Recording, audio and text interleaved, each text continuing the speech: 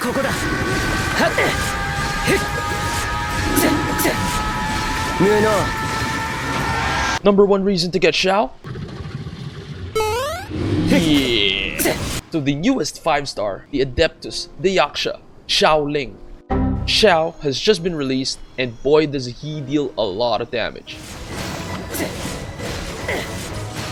ここだ。わめくがいい。くそ。ありえない。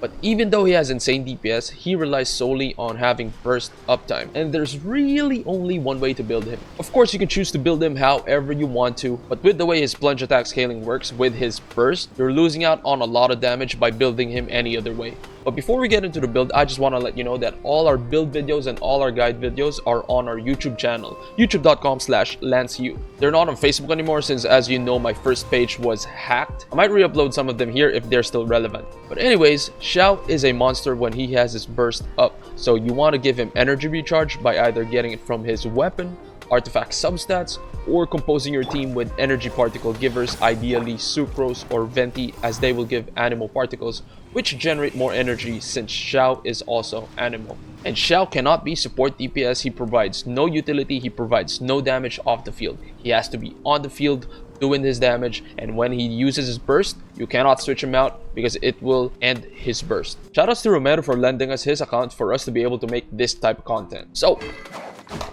best in slot is the Primordial Jade Winged Spear. Your other 5-star options are the Vortex Vanquisher and Skyward Spine. Now, Vortex Vanquisher comes a close second when in terms of DPS to Jade Winged Spear.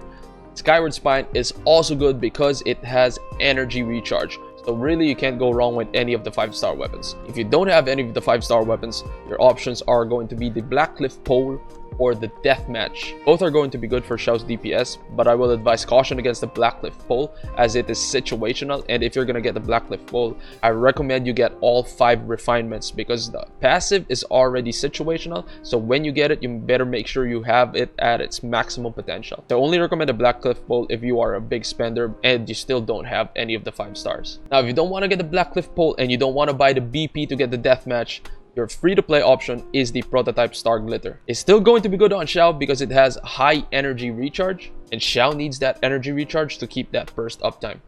Now, for the artifacts, we have a 2-piece Gladiator and 2-piece Viridescent. Now, here's why I think there's only one way to build him. The 4-piece Gladiator's Finale does not affect his plunge attack. It only affects his normal attack and charge attack. So if you use a 4-piece Gladiator, you'll be doing normal attacks and charge attacks, but then you're not doing your plunge attacks, which is where most of his damage comes from. Going with a 4-piece Viridescent is also kind of a loss because you can't decrease animal resistance of enemies using the 4-piece Viridescent. What about 2-piece Noblesse Oblige? 2-piece Noblesse Oblige does not affect Xiao's burst damage, so that's out of the question. So really, you're stuck with the Gladiator's Finale 2-piece and 2-piece Viridescent unless you have a specific team comp where you use Xiao with Electro Party members and you put Thunder Suitor set on Xiao. But this here is the general build for a DPS Xiao. So for the artifact stats, your flower is always going to be HP, but you do want some crit rate and crit damage there. Bonus if you have energy recharge. Feather is always flat attack, and then of course crit rate, crit damage. Your timepiece should be attack percent, and ideally you want crit rate and crit damage somewhere in there. And of course, if you can get energy recharge anywhere you can. Goblet, of course, is animal damage bonus, crit rate, crit damage, and the circlet is crit damage with some crit rate and energy recharge. So the stats on this Xiao is crit rate at 79.3% and crit damage at 186.8%. Do remember that Xiao's ascension stat is crit rate. And then just to show the talent levels, we have a level 7 normal attack, level 6 on his elemental skill, and level 7 on his burst. This Xiao is C0, but we can talk about his constellations real quick. So C1 is really good value. You get additional charge of his elemental skill, his dash, so you now have 3 charges total. This also helps a lot with his energy recharge because his elemental skill does generate particles. C2 is interesting because it gives him energy recharge when he is off the field. So you can play around this constellation when your Xiao doesn't have his burst. So you switch him out, switch in your sub carry, generate more energy, and then switch Xiao back in when he has his burst again.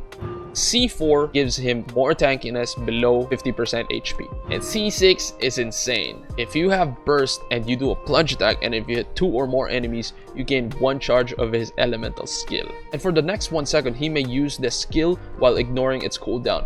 So you're gonna be zipping around the battlefield. Now, if you want to discuss this build, or if you have any questions about any character's builds or game mechanics, do join our Discord. We have a very helpful community. Check the link in the description. We also go live every Monday, Wednesday, Friday on fb.gg/LanceTV.